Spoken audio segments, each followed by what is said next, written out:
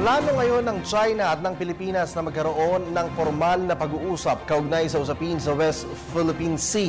Ayon kay China Foreign Minister Wang Yi, ngayong naglabas na ng desisyon ang Permanent Court of Arbitration na pumapabor sa Pilipinas. Handa na silang makipagdialogo sa ating bansa, lalo na't nagpahayag ng kahandaan ang bagong administrasyon ng Pilipinas na ipagpatuloy ang pakikipag-usap at pakikipagnegosasyon sa kanila kaugnay sa naturang issue. Sa kabila nito, iginiit naman ng China na gagawin pa rin nila ang lahat ng paraan para protektahan ang kanilang soberenya sa naturang pinagtatalunang teritoryo.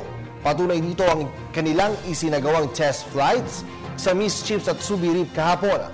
Sinabi ng China, mayroon silang karapatan na gumawa ng air defense zone sa naturang teritoryo.